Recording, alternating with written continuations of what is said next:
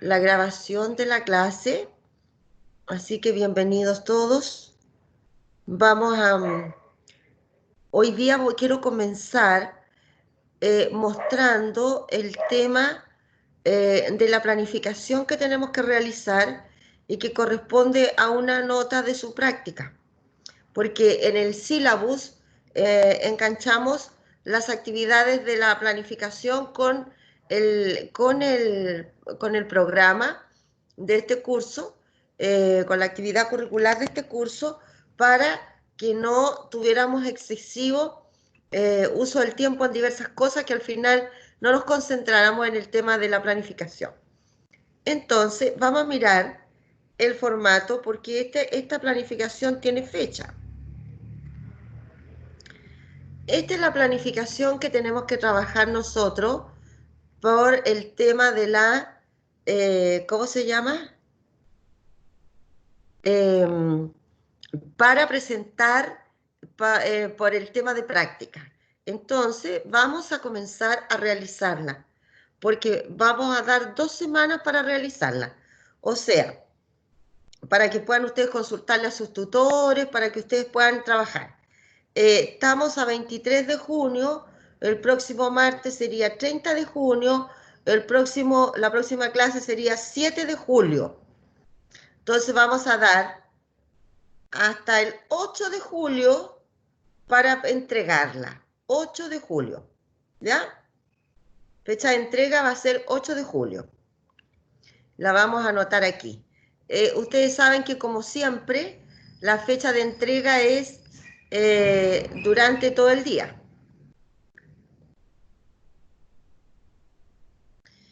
Entonces quiero que no sé, ustedes chiquillos han visto, eh, han visto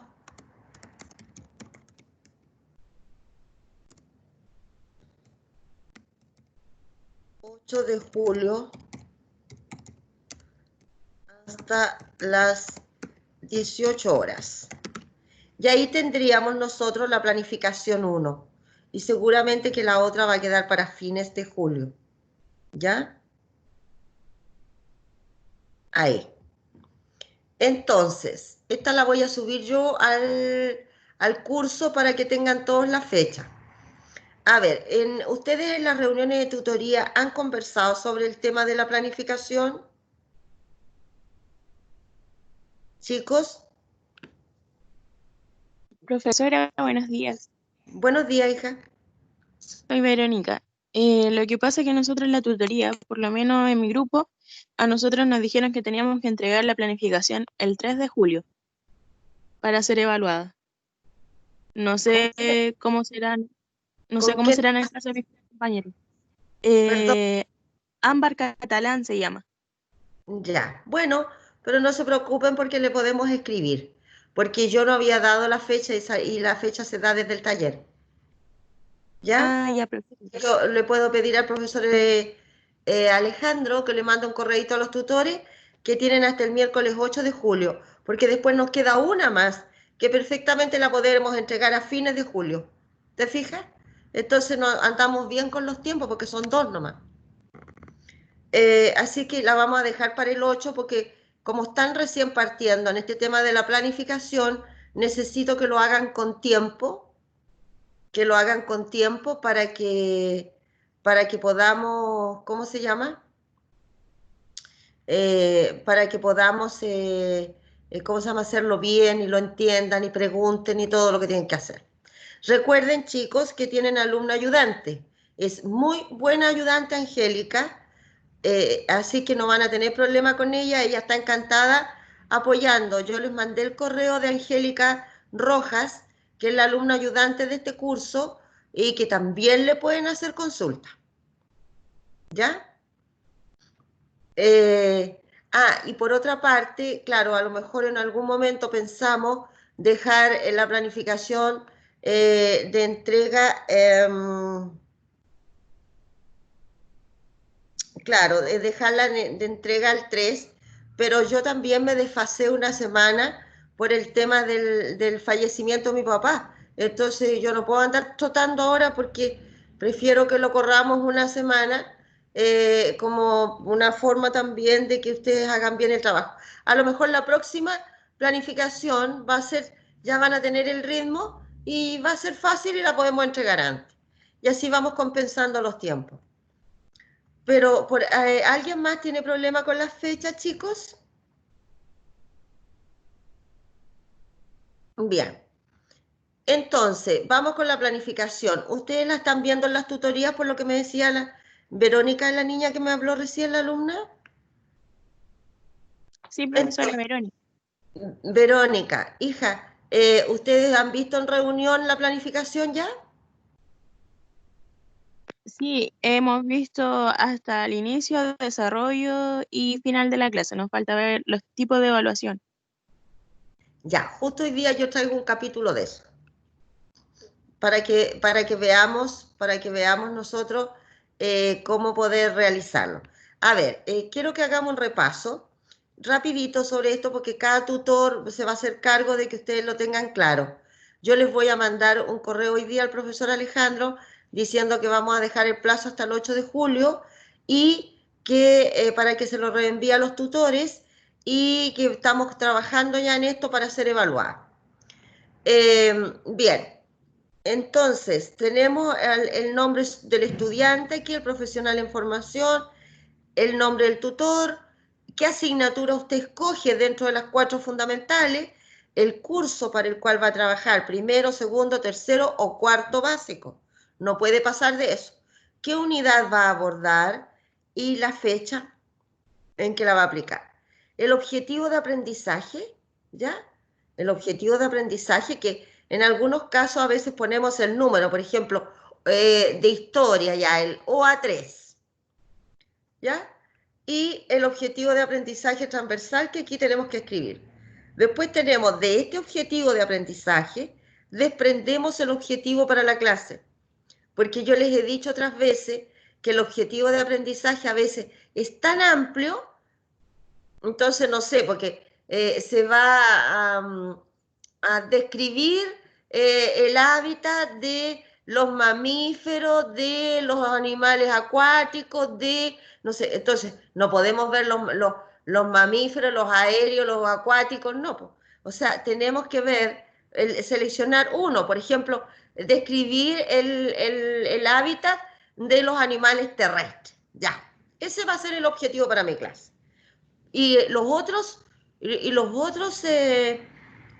hábitats van a ir quedando para las clases siguientes, siempre y cuando yo tenga claro que los niños lograron el objetivo que tenía propuesto para esta clase. Enseguida, vamos a anotar aquí cuáles son los conocimientos previos que debe tener el niño para trabajar en esta clase. ¿Cierto? Por ejemplo, conocimiento previo podría ser tener conocimiento de lo que son seres vivos e inertes. Ese es un conocimiento previo cuando hablamos de los vivos arriba. ¿Ya? Después, ¿cuáles son los conceptos clave? Por ejemplo, hábitat, ¿cómo se llama? Tipos de animales, no sé. ¿Ya? ¿Y qué habilidades y actitudes? ¿De dónde sacamos las habilidades y las actitudes? No las inventamos. Las habilidades y las actitudes nosotros las sacamos desde los programas de estudio. Para cada asignatura, incluso en algunos casos, para cada unidad vienen las habilidades a desarrollar y las actitudes. Exceptuando el lenguaje, que vienen todas, cuando se describe el curso, están todas las habilidades y actitudes. No están por separado. Después tenemos nosotros acá el inicio, el desarrollo y el cierre, que nosotros hemos estado viendo, ¿cómo se llama? Nosotros hemos estado trabajando el inicio, el desarrollo, el cierre. Cuando hablamos, a ver, déjenme, cuando hablamos la clase pasada de cómo creamos un ambiente de aprendizaje. ¿Se acuerdan que estuvimos conversando sobre eso? ¿Cómo nosotros creamos un ambiente de aprendizaje? Y cuando estuvimos hablando eso, nosotros estuvimos conversando nosotros estuvimos conversando, ¿cierto?, sobre lo que era el inicio, el desarrollo, el cierre de la clase, ¿ya?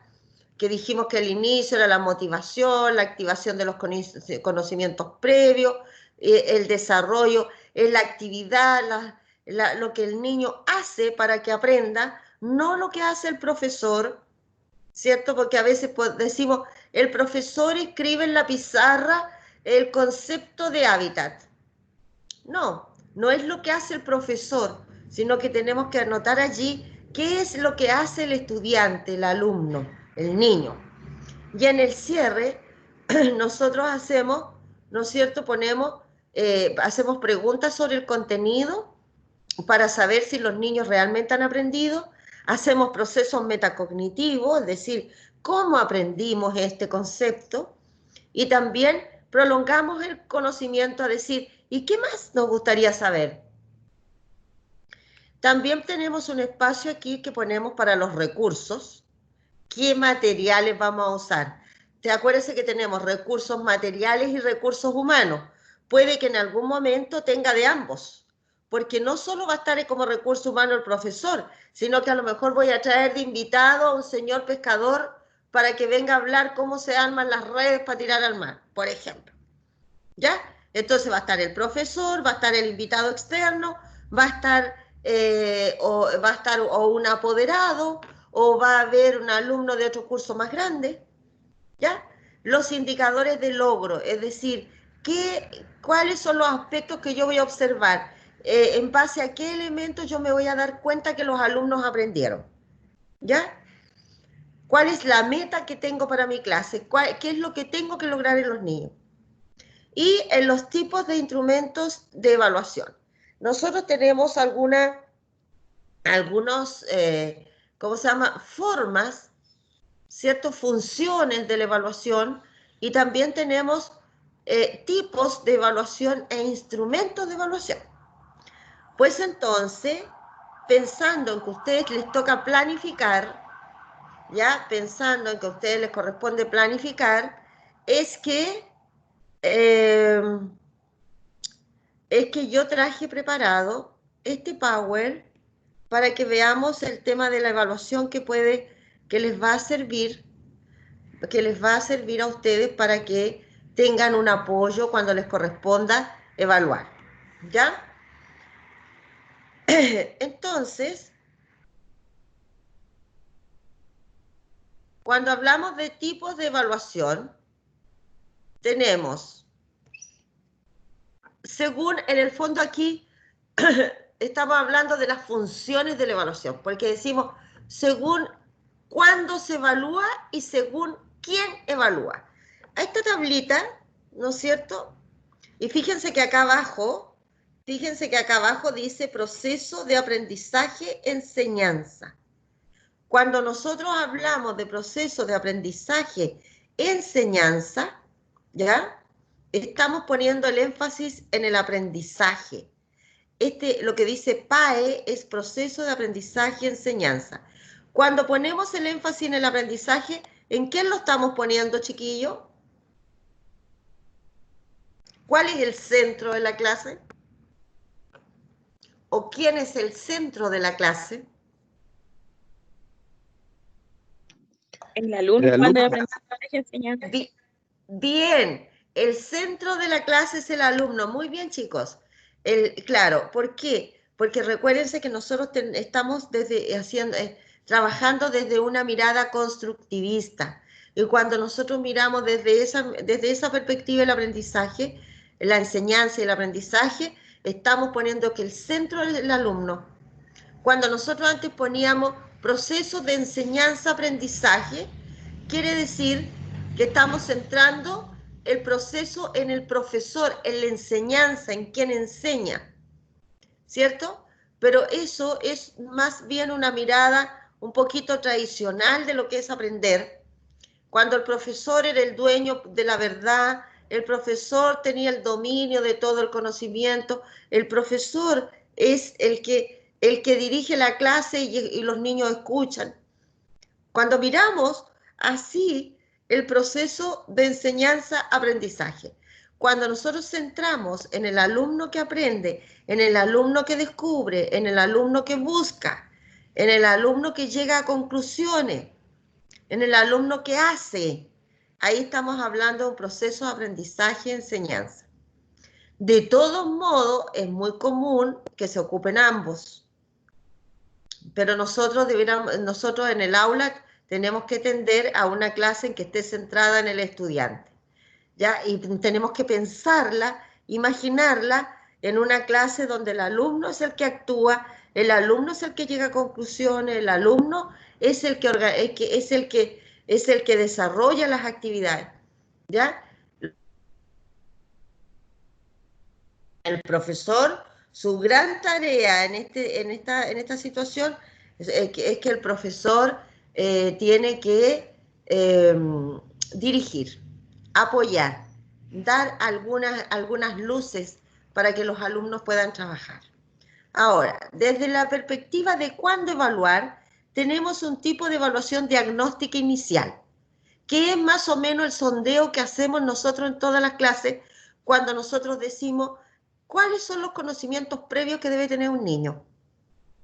Nosotros lo hacemos en 5 minutitos, entonces podemos saber si los niños conocen de determinadas cosas, ¿cierto? Para poder introducir mi tema. Y si no lo conocen, yo ya sé que tengo que profundizar más en cada uno de los ejemplos que haga, de todas las acciones que tenga, porque sé que los niños estaban descendidos en ese conocimiento, porque me di cuenta cuando hice preguntas previas. Tenemos entonces la evaluación diagnóstica inicial, que también nosotros la hacemos generalmente, se habla mucho de diagnóstico, cuando nosotros hacemos la prueba de diagnóstico a principio de año. Pero recuerden que el diagnóstico de principio de año es para evaluar los conocimientos previos de su primera unidad. Porque a veces los profesores cometemos el error de que decimos, vamos a hacer una prueba de diagnóstico y le preguntamos la materia de todo lo que hay que pasar en primer año, en segundo año, y los chiquititos vienen de kinder. Entonces, obvio que no van a tener el dominio de todos los conocimientos porque recién van a iniciar un curso. Por lo tanto, yo no puedo preguntarle toda la materia del año. Entonces, ¿qué decimos los profesores? Decimos, estos niñitos no han aprendido nada, no saben nada. No, porque le estoy preguntando más de lo que ellos pueden saber. Yo tengo que ver, ¿qué voy a empezar a pasar en primer año? Los números. ¿Los niños tienen el concepto de número? Ese conocimiento previo. Si no lo tienen, voy a tener que trabajar el concepto de número. ¿Los niños conocen las vocales? Porque vamos a leer. No las conocen, por lo tanto, trabajo las vocales. Ahora, si los niños tienen un dominio de las vocales, entonces hago un repaso y empiezo a trabajar con consonantes. ¿Te fijas? Pero eso es lo que yo tengo que ver, el conocimiento previo para una unidad, no para todo el año. ¿Y cuál es la utilidad de esto? Detectar el punto de partida, establecer necesidades de aprendizaje. Por algo yo estoy viendo si los niños, por ejemplo, en un segundo año, me mandan a hacer clase a un segundo año. ¿El segundo año sabe leer? Si no sabe leer, entonces yo voy a tener que pasarme a objetivos de primero. Objetivos de aprendizaje de primero. ¿Por qué? Porque voy a tener que enseñar a leer. O sea, no puedo decir, estoy en un segundo, doy por hecho que los niños tienen que leer, por lo tanto avanzamos. ¿Qué saco si los niños no van a aprender nada si no leen? Entonces, tengo que establecer las necesidades de aprendizaje. Conocer cualidades de los alumnos. Claro, lo que estábamos hablando. ¿Qué saben? ¿Qué no saben? ¿Cuántos saben? ¿Cuántos saben? La evaluación formativa adquiere sentido para favorecer la mejora de un proceso de aprendizaje-enseñanza, para favorecer la mejora de las estrategias de enseñanza, para mejorar el material didáctico, para adaptar el proceso de aprendizaje-enseñanza a las características de los alumnos y por una retroalimentación continua. Entonces, ¿cuándo realizo esta evaluación formativa? La realizo en el clase a clase. Yo no puedo terminar una unidad de aprendizaje y nunca haberme preocupado si los niños lograron el aprendizaje esperado, el objetivo de aprendizaje que tenía para la clase.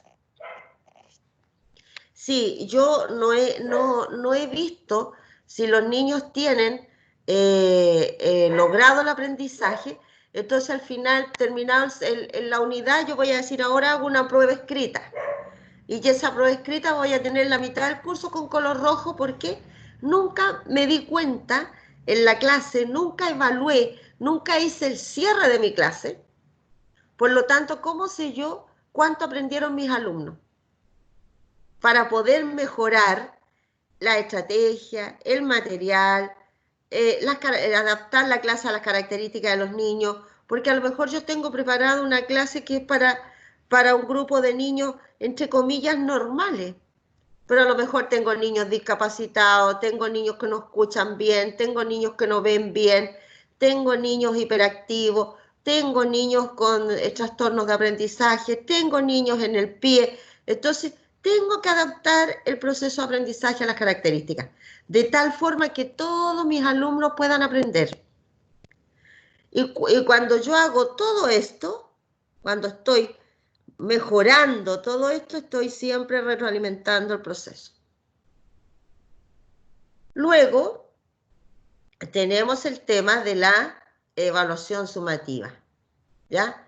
Referido a un juicio final global del proceso de aprendizaje. Aquí tenemos el énfasis en los productos y determina los niveles de rendimiento, porque nosotros hacemos una prueba global o una prueba parcial y damos por cerrado el capítulo. Y resulta que no nos fijamos tampoco en cuánto fue el resultado como para que los niños puedan mejorar, como para decir, hice la prueba, claro, puse la nota, pero de 40 niñitos tengo 25 que reprobaron. ¿Podré avanzar o me detengo y vuelvo a repasar los contenidos y hago de nuevo la prueba? Porque algo falló en el proceso que yo no consideré y que a los niños les fue pésimo en la prueba. O sea, no puedo quedarme feliz con ese resultado y decir, ah, bueno, si no aprendieron no es mi problema y avanzamos. No puede ser. O sea, el mayor error que nosotros podemos tener como profesores es avanzar en el contenido sobre algo que no existe. Porque si el alumno no logró el aprendizaje, no existe. Él no lo sabe. Entonces, ¿cómo yo me pongo más compleja? Acuérdense del objetivo de aprendizaje progresivos. Van de menos a más. ¿Cómo yo me puedo ir poniendo la vara cada vez más alta si los niños tienen un vacío en la base? Imposible. Entonces, eso a mí me obliga a tener que reformularme, retroalimentar, retroceder y volver a ver cómo podemos subsanar ese problema. Desde la persona que evalúa, tenemos la autoevaluación. Regula continuamente el aprendizaje y dominar estrategias de autorregulación. Cuando nosotros nos autoevaluamos, generalmente los estudiantes, yo los dejo porque yo siempre hago autoevaluación de mis clases, y de repente los estudiantes se ponen puros 7. Y por ejemplo, yo les digo, he participado en el 80% de las clases, y los alumnos se ponen un 7. Y yo sé que me han faltado como 5, entonces ya no debiera ser un 7, ¿cierto? No se trata tampoco de ser tan castigador, pero ser honesto, porque en la medida que yo me considero que soy un 7 de arriba abajo, nunca voy a mejorar. Porque como me autoevalúo perfecta, entonces, ¿cómo mejoro? ¿Qué es lo que me falta? ¿Cuál sería mi debilidad? Como profesor voy a sentir que nunca necesito capacitarme porque lo sé todo, porque soy perfecta.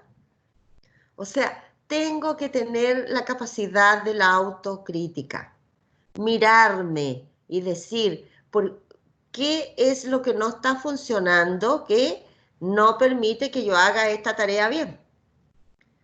De lo contrario, vamos a tener profesores que siempre nos vamos a encontrar bellos, hermosos y que no vamos a salir adelante. Cuando nosotros nos estamos autoevaluando, es muy necesario aprender a ser honesto. Tampoco, yo les reitero, no hay que ser pusilámines con el tema ni castigadores, pero sí ser honesto. ¿Por qué? Porque si lo llevamos esta autoevaluación al plano de mi clase, di una clase, los niños no se motivaron. Me di cuenta en el cierre que los niños no aprendieron mucho. Entonces yo tengo que hacer una autoevaluación de la clase, o sea, de mí, y decir, a ver, llegué con el mismo ánimo, la planificación estaría adecuada para el curso, los recursos que utilicé eran los más adecuados. Si los niños tienen toda esta montonera de problemas en el aula, hice bien esa actividad, era motivadora realmente, o los niños se aburrieron más que nada. Mi estado anímico era el mismo para hacer la clase. Entonces, eso es lo que nosotros tenemos que lograr. Si yo le paso una hoja para que se autoevalúe, le estoy pidiendo que sea honesto. Y no solo por una nota, sino que también eso se va a ver reflejado cuando usted trabaje en el aula. Si usted dice que tiene un 7 de arriba abajo, aunque no cumpla con esas normas, entonces, ¿qué va a pasar en la sala? Siempre va a creer que los demás tienen la culpa. Los niños les va mal porque los papás no les enseñan. Los niños les va mal porque los papás, porque los niños no estudian, porque no les compran los materiales, porque conversan mucho en clase o porque usted no sabe hacer la clase. O sea, seamos honestos. Entonces, claro, al principio, cuando usted esté en las aulas, va a ser complejo porque está aprendiendo y eso se entiende. Pero también tengo que saber reconocer cuáles son mis debilidades para superarlas. Bueno, después tenemos la heteroevaluación, que consiste en evaluarse entre pares y mediante el trabajo en equipo. ¿Ya? La hetero o coevaluación, ¿ya? Que cuando entre pares se evalúan o el grupo se evalúa con respecto a algo. Y la evaluación del profesor, que está realizada por procedimientos formales, integrados al proceso de aprendizaje-enseñanza, que es cuando usamos la evaluación formativa al cierre de cada clase. Al cierre de cada clase, nosotros hacemos una evaluación formativa, ¿ya? Y las informales, que el profesor puede realizar dentro de la propia clase, ¿cierto?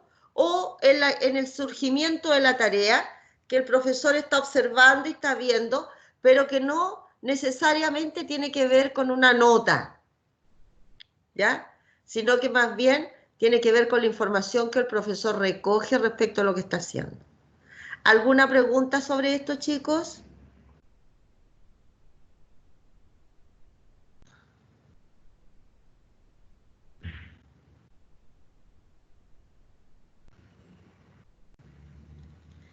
¿No? Bien. Aquí le traje... ¿Sí, hija? Yo tengo una duda, por ejemplo, respecto a los talleres que se realizan dentro de la clase. ¿Ya? ¿Eso pasaría a ser una evaluación informal? Claro, claro. Sí, eso es una evaluación formal. Porque el profesor los lleva preparado con anticipación, ¿cierto? Los lleva preparado y están pensados previamente respecto de lo que queremos evaluar y está acorde al objetivo de aprendizaje. Entonces, está contemplado dentro de la clase. Por lo tanto, si tú lo tienes contemplado dentro de la clase y está dentro de la planificación, es formal. ¿Me comprendiste, hija? Sí, profesora, gracias. De que... Sí. Dígame, a ver.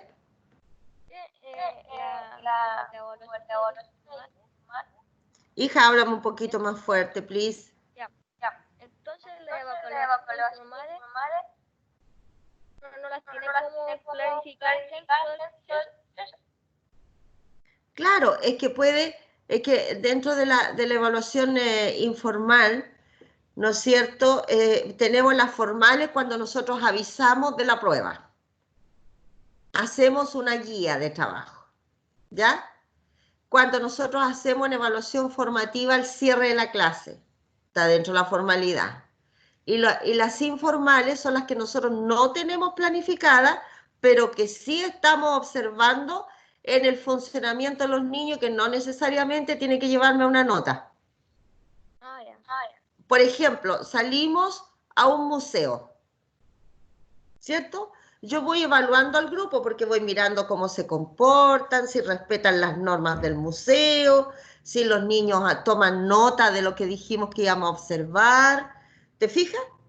Y eso es una evaluación que estoy haciendo permanentemente, pero que no está escrita, ni tampoco está integrada a la planificación, ni tampoco le voy a poner una nota. Pero sí se está haciendo. ¿Te fijas? Por ejemplo, utilizo un recurso, digo, hoy día vamos a trabajar, traje un video para que viéramos con los niños. Y ahí voy a evaluar cuál es el impacto que tiene el video con los niños, pero no voy a evaluar, ¿no es cierto?, el video en sí mismo, sino que estoy viendo si el resultado, si a los niños les agradó, si los niños se entusiasmaron, quisieron seguir investigando sobre el tema porque los motivó el video, ¿te fijas? Pero que no está, no va escrito en ninguna parte, no hay una formalidad. Eso es Estefanía. ¿Me entiende? Sí, profe, sí. Ya. Ahora para que sí. Gracias.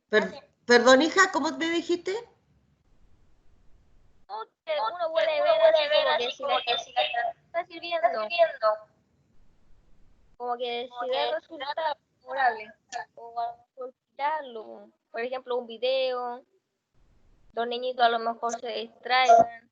No sirva mucho. Por eso, pero es que nosotros vamos a ver o sea, si a mí pongo un video y los niños se distraen, no les capta la atención, no lo tengo que usar más. Porque a veces un mismo video lo puedo usar para distintas clases cuando hablamos de interdisciplinariedad. Pero si yo sé que a los niños no les llamó la atención, no lo puedo usar. O que sobrecargo el video. Por ejemplo, yo tengo clases grabadas de cuando a los niños aprenden a leer. Y hay un monito que tienen que dice, mame, mi, momu, mame, mi, momu, y es un canto. Y lo puedo tener 15 minutos y los niños al principio están todos contentos cantando y después se desordenan, se pegan, gritan. Entonces, también en la sobrecarga, el sobreuso de un medio, también eso también tenemos que nosotros estarlo evaluando. ¿Te fijas? Entonces, uno está evaluando permanentemente. Bien, chicos, les traigo un ejemplo de evaluación diagnóstica. Nosotros podemos hacer una pruebita con preguntas sobre algún contenido, sobre conocimientos previos de los niños. Pero también está esta planilla, que es el SQA, ¿ya? Esta planilla nosotros la podemos usarla con un papel craft en la pizarra o si usted quiere la proyecta en el data y lo trabaja igual. Entonces con los niños y por ejemplo cuando nosotros vamos a hablar sobre algún tema, para iniciar un tema, entonces podemos hacerlo colectivo para ir cambiando las formas, porque siempre la prueba de diagnóstico es como la prueba escrita. Claro, a lo mejor en los colegios se la piden a principio de año como para dar cuenta de lo que se hizo y cómo lo vamos a organizar. Pero cuando vamos a iniciar una unidad, nos queda bien este sistema cuando nosotros anotamos, por ejemplo, ¿qué sé sobre, por ejemplo, las fracciones? Ya, matemática. ¿Qué sé sobre las fracciones? ¿Ya? Entonces aquí vamos a anotar todo lo que los niñitos saben. Yo voy a publicar esto en la pizarra y los niños van a decir, niños, ¿qué sabemos de las fracciones? Y los niños van a empezar a dar ideas de lo que ellos creen que son. Luego, ¿qué nos gustaría aprender de las fracciones? ¿Qué es lo que quiero aprender? ¿Qué nos gustaría saber, niños, sobre las fracciones? Los niños van a decir, ¿para qué sirven? Ya, ¿para qué sirven? ¿Qué significan? Muy bien. ¿Te fijas? Y nosotros vamos anotando. Y una vez que nosotros iniciamos cuando nosotros vamos a iniciar el contenido, obviamente que nosotros lo tenemos planificado. Pero ¿qué tengo que hacer yo? Particularmente, ver qué es lo que saben los niños para no repetirme en la planificación, o verlo muy brevemente, porque ya los niños lo saben. ¿Qué quieren aprender los niñitos? Entonces yo voy a introducir algo que yo no había contemplado en mi planificación, pero que los niños lo quieren saber. Por lo tanto, es importante que lo agregue. Y luego, cuando ya pasamos el contenido, volvemos a esta planillita y anotamos lo que aprendimos. Entonces, nos va quedando una planilla que a nosotros nos sirve para poder tomar decisiones respecto de lo que me falta agregar, porque los niños no sabían, respecto de lo que los niños quieren saber del tema, y luego al final de la unidad, ¿no es cierto?, nosotros preguntamos, niños, ¿qué aprendimos de las fracciones? Y vamos registrando todas las opiniones. Esta es una forma entretenida, participativa, para hacer una evaluación diagnóstica de inicio de un tema, ¿cierto? Que para no estar siempre trabajando de la misma manera. ¿Se comprendió lo que estamos hablando?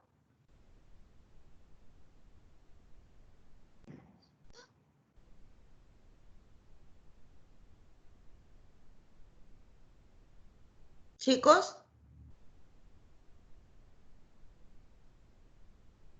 Sí, profesora. Bueno, ya, gracias, hija. Ejemplos de instrumento de evaluación. Voy a mostrar aquí una escala de apreciación, una lista de cotejo, una escala numérica, una rúbrica, una pauta de observación, una pauta de evaluación de trabajo grupal, cuando hablábamos de la heteroevaluación, y la autoevaluación. ¿Ya?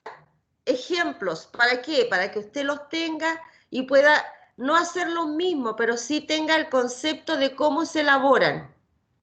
Aquí tenemos nosotros una escala de apreciación, como les dije yo, en el punto 1. Este es el 1. Una escala de apreciación, ¿ya? Cuando tenemos una escala, esta es una escala de apreciación para evaluar la lectura oral. Son ejemplos para evaluar la lectura oral. ¿Por qué es una escala de apreciación? Porque tiene diversos criterios, ¿ya? También nosotros podemos hablar, en este caso, por ejemplo, de cuando usamos escala Likert, que tiene la escala Likert, una de las características que siempre se conoció con el uso de 5 criterios de evaluación, y que lo usan mucho en las encuestas, cuando usted le preguntan, no sé, pues, ¿iría a comprar al supermercado los 3 chanchitos? Y le ponen, por ejemplo, totalmente de acuerdo, medianamente de acuerdo, no estoy de acuerdo, nunca iría, no sé, 5 alternativas. Y ahí usted tiene una escala de apreciación. Aquí nosotros tenemos la frecuencia es nunca, a veces y siempre. Entonces nosotros cuando estamos trabajando con los niñitos ponemos El alumno o alumna lee frases completas y no palabra a palabra. Si lee completo le ponemos siempre, si no a veces o simplemente nunca, o sea, la niñita no lee.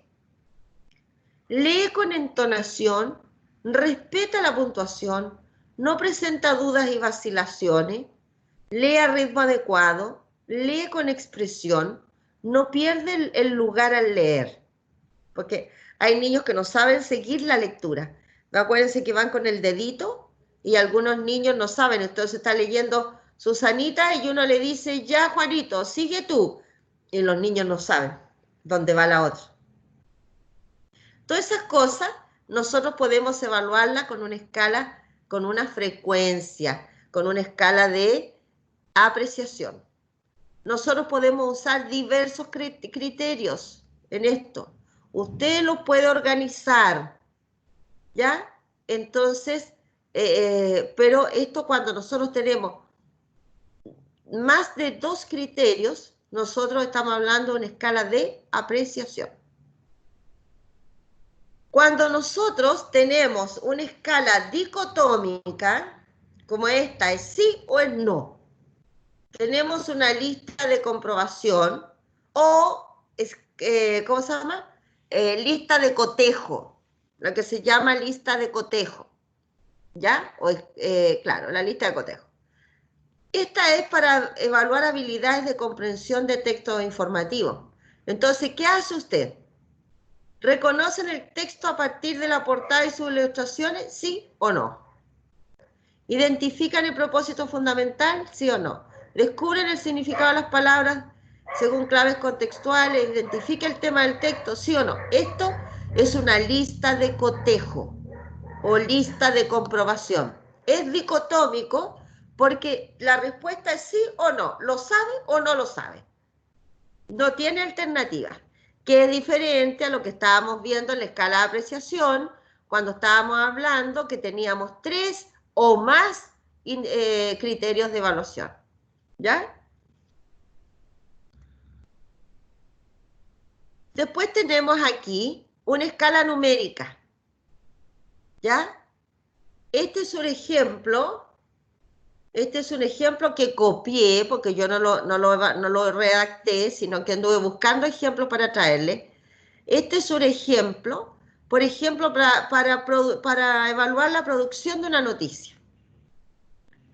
Entonces, yo tengo el texto escrito, responde a qué pasó, y yo tengo que evaluar, marcar del 1 al 7.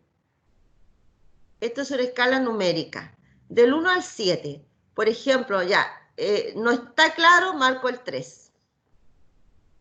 ¿Ya? Después, responda a las preguntas ¿dónde y a quiénes? Si responde regularmente, un 5. ¿Y qué voy a hacer al final? Sumar todos los puntajes y poner una nota. Aquí dice total de puntos y la nota. Ahora, ¿qué tengo que hacer yo? Poner la escala para evaluar y sacar la nota, poner la escala, ¿no es cierto?, de acuerdo al porcentaje del nivel de exigencia, si voy a exigir un 60% o un 70%. Nosotros siempre a ustedes les sacamos la nota con un 70%. ¿Ya? Entonces aquí tendríamos el uso de una escala numérica que usted lo puede hacer para cualquier asignatura. Aquí estoy dando ejemplos, nada más. Después tenemos una rúbrica. La rúbrica tiene descriptores. ¿Ya? Ahora, este es un tipo de rúbrica, porque yo podría poner los descriptores a este lado, al lado izquierdo donde dice respuesta, poner los descriptores y para acá poner, por ejemplo, nivel 1, 2, 3 y 4, donde el 1 es el descendido y el 4 es el que tiene el mayor, es el excelente. ¿Ya? Entonces, yo podría marcar, por ejemplo, el estudiante le hizo portada al trabajo considerando logos, tipo de trabajo, nombre, fecha, profesor, qué sé yo, y si lo hizo, marco el 4, Quiere decir que cumple con todo ese criterio. En la introducción, el alumno, por ejemplo, presenta el tema que está realizando, escribe el objetivo y agrega los capítulos de su trabajo. Si cumple con todo eso, le pongo un 4, marco el 4, que sería el máximo puntaje. Y si cumple con algunas cosas, voy a marcar 2. Entonces, hay una forma distinta de realizar la rúbrica. Aquí dice cuándo la respuesta es correcta. Si el texto escrito corresponde a una noticia y responde a las preguntas ¿qué pasó?, ¿dónde?, ¿a quiénes?, ¿cuándo? Y ¿cómo? La letra es clara y legible, utiliza mayúsculas al comenzar las oraciones y en los nombres propios, si los hay. En las oraciones hay concordancia entre sujeto y predicado y utiliza un vocabulario pertinente. Si cumple con todo esto, va a tener 6 o 5 puntos. ¿Ya? Después, es parcial si el texto corresponde a una noticia y responde a las preguntas qué pasó, dónde, a quiénes, la letra es clara, utiliza mayúsculas en forma inconsistente, es decir, no siempre, no hay concordancia entre sujeto y predicado y reitera las palabras, por lo tanto su nota puede ser un 3 o un 4. Y puede ser incorrecto si el texto no corresponde a una noticia, si la letra es medianamente clara, usa mayúscula en forma inconsistente, no hay concordancia entre sujeto y predicado y reitera palabras. O sea, aquí su puntaje o su nota puede ser 1 o 2. Esta es una forma de hacer una rúbrica. También, como les decía, podemos hacer poniendo en el lado donde dice respuesta, aquí en el frente de la pantalla, al lado izquierdo, todos los indicadores o los criterios, ¿ya? Y para el lado derecho vamos poniendo los niveles de desempeño. Y ahí ponemos 1, 2, 3, 4 y vamos marcando. Y al final sumamos y en base al puntaje sacamos la nota, ¿ya? Pero este es un ejemplo sencillo para cuando trabajamos con niños chicos. Entonces podemos ir observando de manera más global el trabajo de los niños. Aquí tenemos una pauta de observación para matemáticas, ¿ya?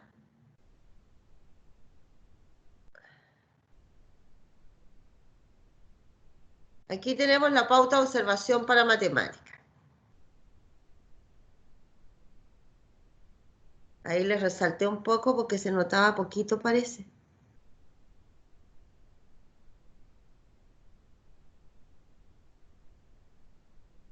Espérenme porque quiero que vean.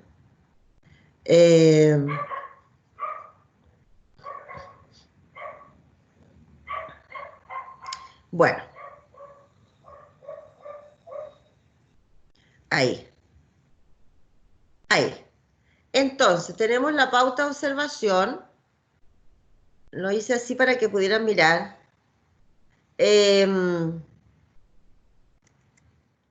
Aquí tenemos facilidad, esto es para matemática. La lista de estudiantes va aquí. Susana, Juan, María, Pedro, Carlos, Andrés. ¿Ya?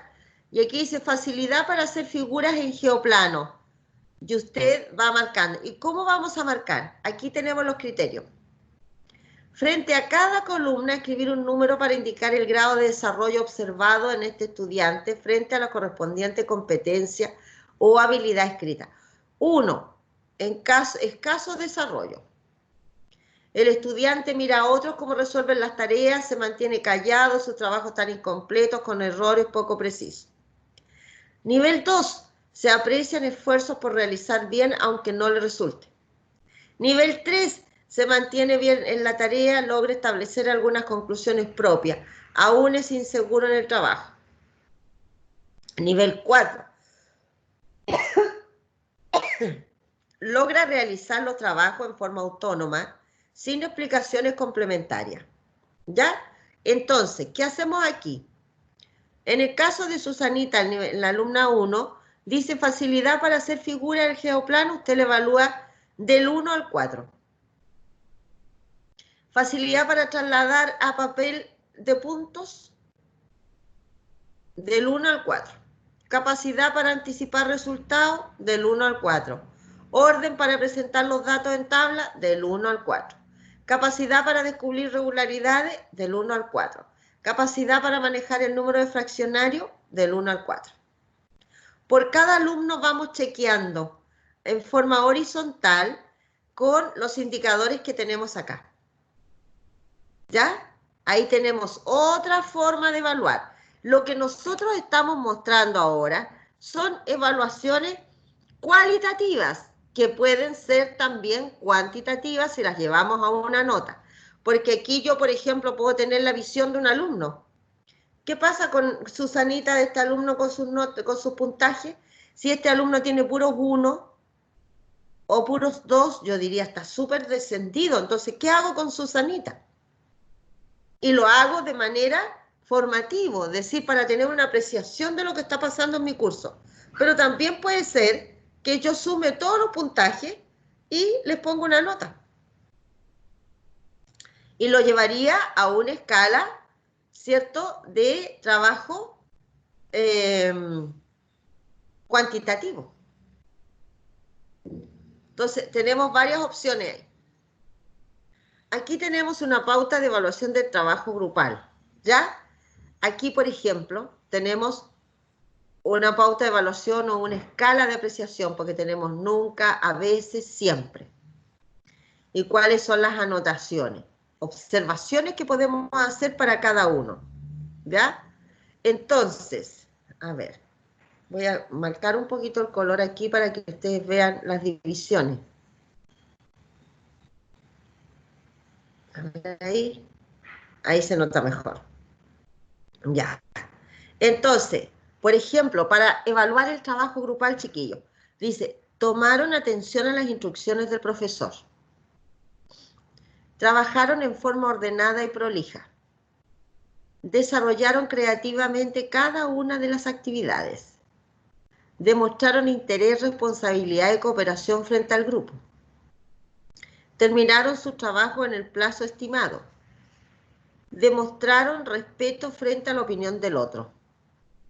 Entonces, ¿qué hago yo? Marco el siempre, marco a veces, marco nunca, puros nunca, o puros a veces, o puros siempre, o mezcladito. Y si es nunca, voy anotando acá por qué yo observé que los alumnos no estaban trabajando, por ejemplo, ¿cómo se llama? Que no respetaron la opinión del compañero cuando lo estaban haciendo. O que no trabajaron en forma ordenada, por ejemplo.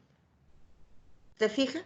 Entonces aquí podemos tener una mirada del grupo, una pauta de evaluación, que reitero, son pautas cualitativas, pero que si uno quisiera, les puede asignar un puntaje, por ejemplo, nunca 0, a veces 1, siempre 2, y tabulo estos datos y saco una nota.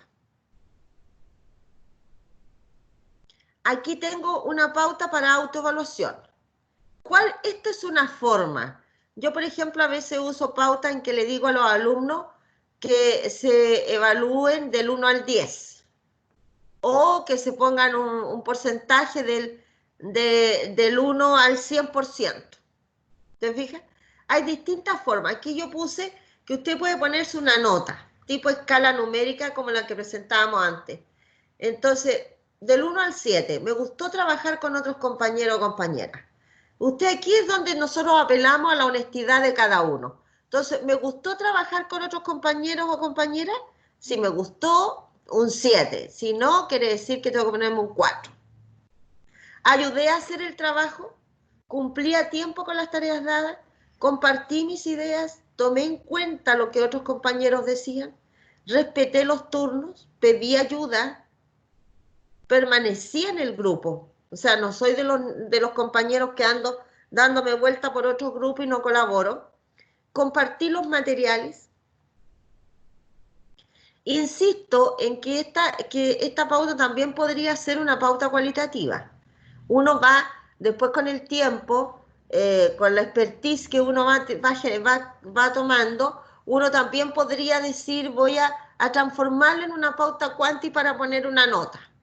Pero si yo la quiero utilizar todos estos instrumentos como una forma de evaluar formativamente al término de una clase, lo puedo hacer. Entonces voy variando de tal forma que todas las clases el cierre no sea el mismo, sino que los niños vayan viendo que hay distintas formas de poder cerrar una clase, distintas formas de autoevaluarse o de coevaluarse. ¿Te fijas? Ahora, ¿qué propuse yo aquí? Si es del 1 al 7, la nota máxima con puros 7, y son 1, 2, 3, 4, 5, 6, 7, 7, 8, 9, aquí serían 7 por 9, 63 puntos serían total. Con 63 puntos que usted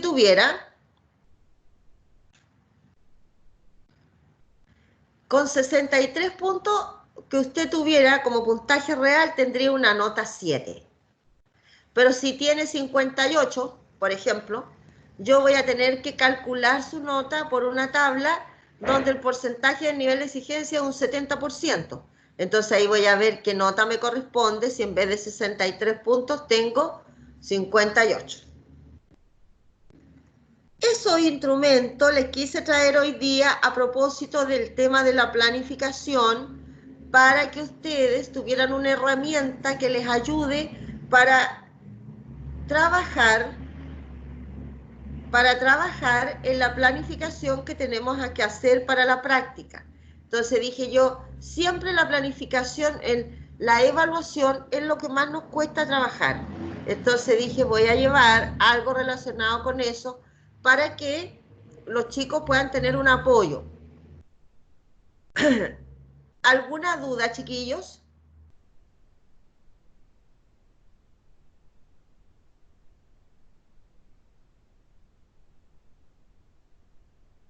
Yo quería hacerle otra duda, profe. Dígame, hija.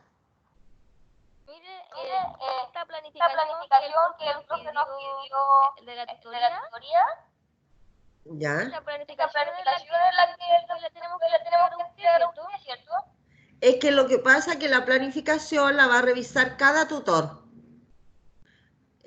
Yo doy las indicaciones desde el taller pedagógico y cada tutor va a revisar esa planificación y yo pongo las notas en el taller pedagógico.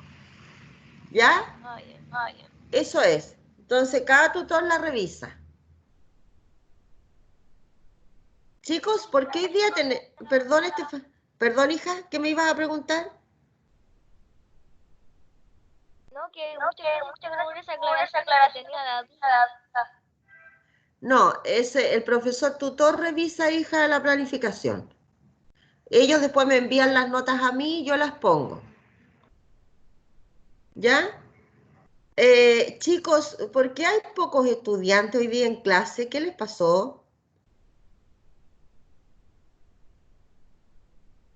¿Saben?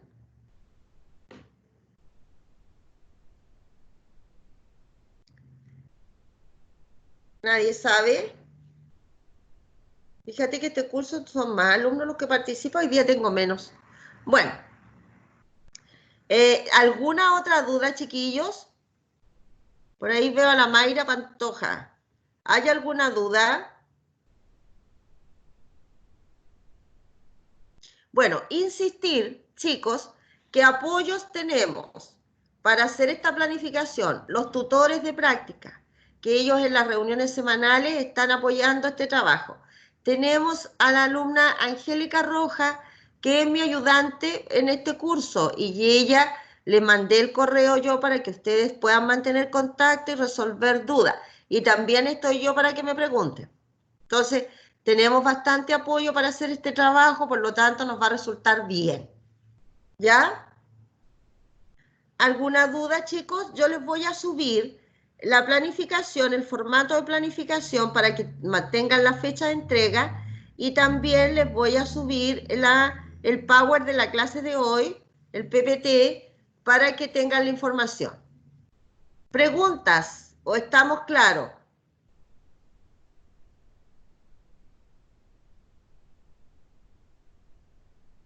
¿Hay alguna pregunta?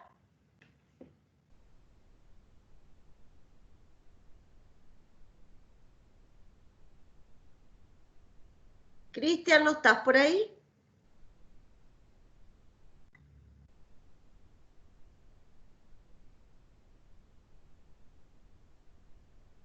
No se ve el Cristian.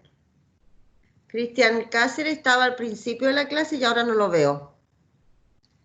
Ya. Bien, chicos, ¿alguna pregunta, alguna duda?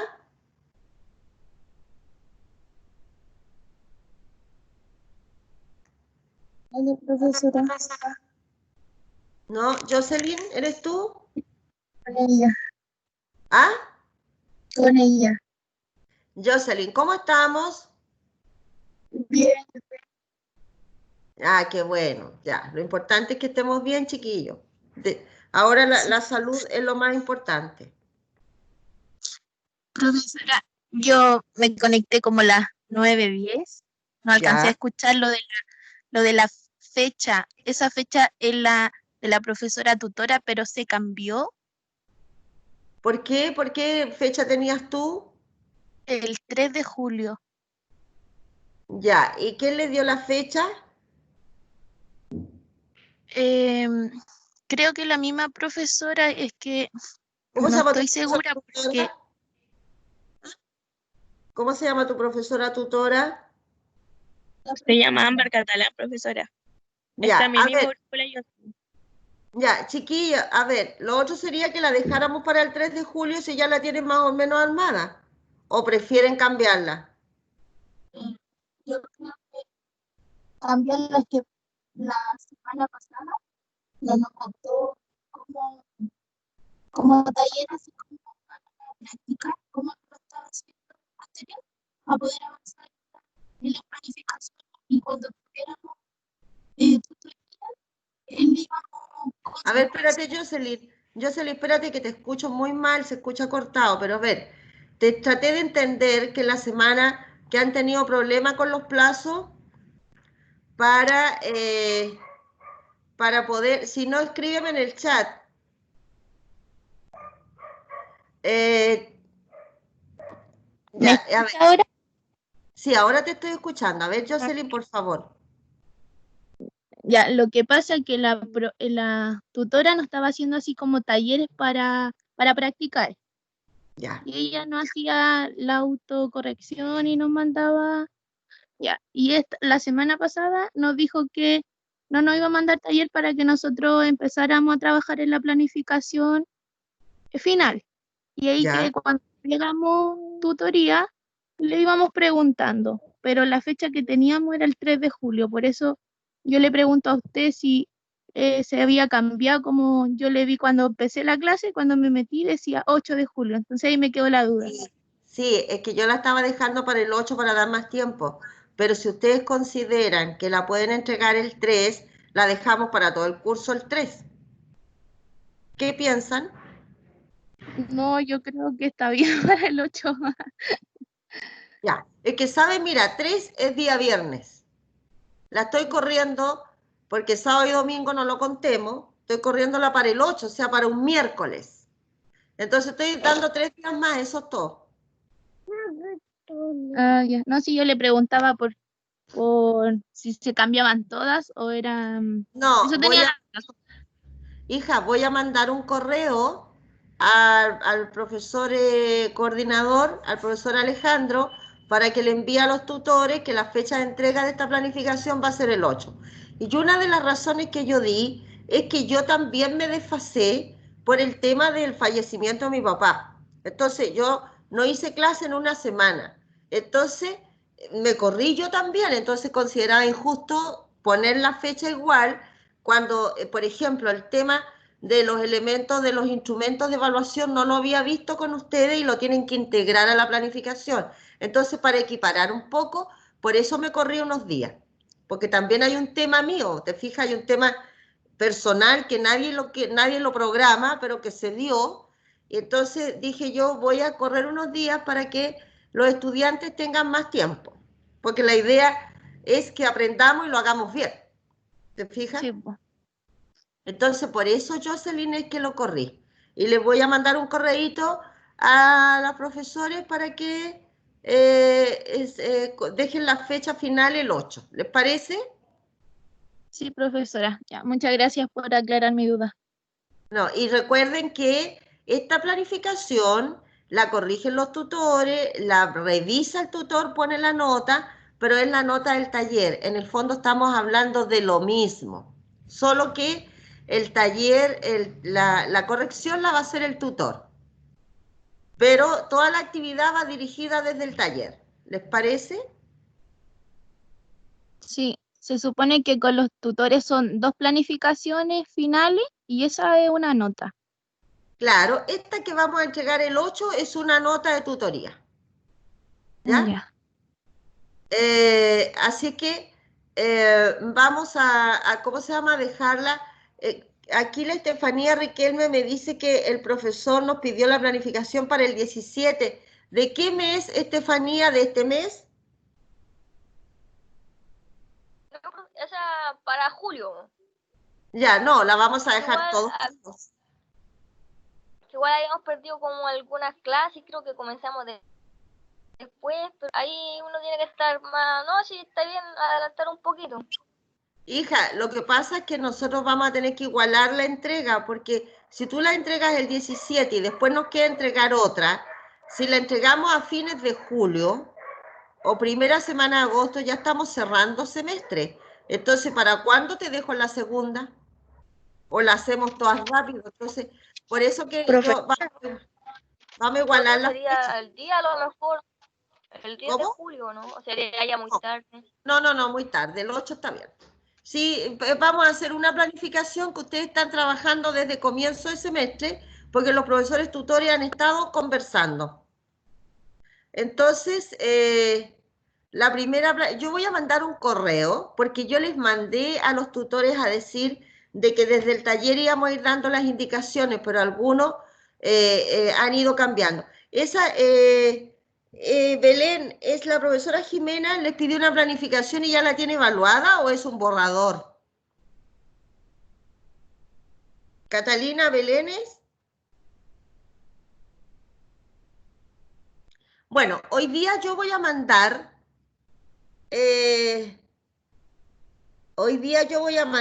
una notita y voy a poner la fecha de esta planificación y de la siguiente de inmediato, para que los profesores no estén... es borrador, ¿ven? Claro, pero ya le entregaron un borrador. Entonces ahora les voy a mandar a decir que todos los profesores entregan las notas porque a mí me la van a tener que mandar corregida la primera semana de julio. Entonces, vamos a poner la nota el 8, o sea, lo van a entregar el 8, ¿sí? Y después voy a mandar inmediatamente la nota de la segunda corrección, que, a ver, la nota de la segunda corrección más o menos va a ser por ahí entregada en julio. 1, 2, 3. Yo creo que la vamos a dejar como para el 1 de agosto. Viernes, no. Puede ser para el lunes 3 o el 31. Ahí lo 31 de agosto parece que, ¿verdad? Entonces, voy a fijarle inmediatamente para que no tengamos estos problemas, chiquillos. ¿Les parece? Porque ya como tienen la experiencia de la primera, la segunda planificación les va a costar mucho menos. Bien, ¿alguna otra duda? Profesora, yo tenía otra duda, pero sobre el taller. Ya, dígame. Como más o menos cuánto pide del análisis, como una plana o la mitad, como más o menos, ¿De cuál taller me estás hablando, hijita, por favor? ¿Qué está haciendo?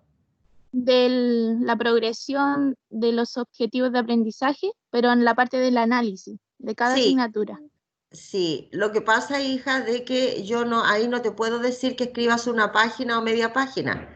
Lo que a mí me interesa es que sea un análisis consistente, contundente, importante. Y a lo mejor usted tiene las palabras adecuadas para explicármelo en media página o a lo mejor va a ocupar una página. ¿Te fijas? Ah, Entonces, sí, por eso que yo doy libertad de expresión ahí, porque cada estudiante o cada grupo tiene una forma de trabajarlo y yo no quiero, como te dijera, eh, obligar a que sea tal o cual una carilla o media carilla, no, sino que usted vea cómo le queda bien y si da respuesta bien a todo lo que encontró dentro de la asignatura. ¿Me entiendes, Ya, Jos? profe.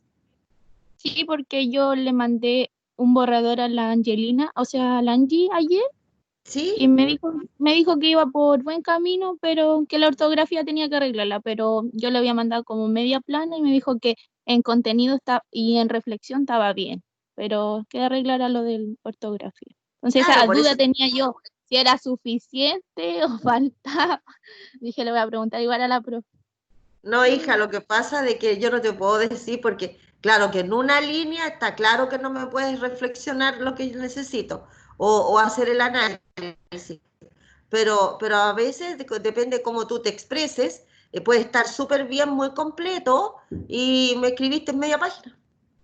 Como puede que haya compañeros que necesiten escribir una plana porque así a ellos se expresan mejor, utilizan más argumentos, no sé, o más conceptos para poder dar a entender lo que quieren pensar, lo que están pensando. Entonces, bueno, por eso te digo que es libre. Cuando a mí me preguntan, profe, ¿cuántas páginas el trabajo? No, dejémoslo que usted lo haga como considere que le queda perfecto, porque siempre buscamos, ojalá, la perfección, ¿cierto?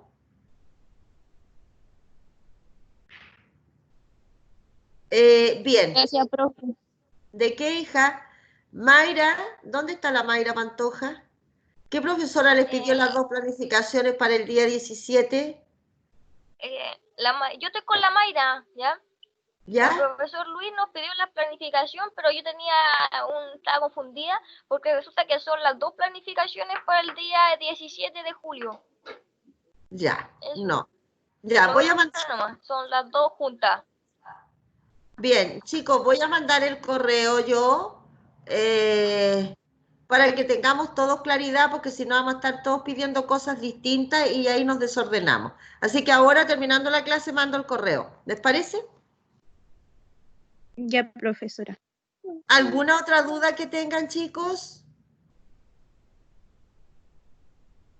Ya, esta semana planificamos con tutor al lado, con ayudante, conmigo, vamos planificando esta semana. Imagínense que estamos a 23 de junio y estamos dando 2 semanas para que lo haga. Y después y esta es una planificación de 45 minutos. Imagínese usted si para cuando le corresponda trabajar y tenga ya más experiencia, se demorara 2 semanas en hacer una clase de 45 minutos, tendría que trabajar de un año para otro para planificar todas las clases. Entonces, ¿cuál es la idea? Que de a poquito vamos teniendo más experiencia, vamos trabajando ya de manera un poquito más rápida, pero como esta es su primera planificación formal, le estamos dando tiempo para que lo piense bien. ¿Sí? Bien, chiquillos. Si Dios quiere, nos vemos la próxima clase, que es el próximo martes 30. Hay un fin de semana largo, parece ahí. Sí, el martes 30, si Dios quiere, nos vemos a las 9 de la mañana y cualquier duda, cualquier situación que tenga, me lo avisa. Que estén muy bien, chicos. Cuídense Chao, mucho. Quédense en profesora. casa. Chao, Que tenga Jocelyn. buena semana. Gracias, igual a ustedes. Chao, profesora, gracias, que esté bien. Igualmente, que estén muy bien. Cuídense. Chao, profe, que tenga un lindo día. Gracias, igual para ti.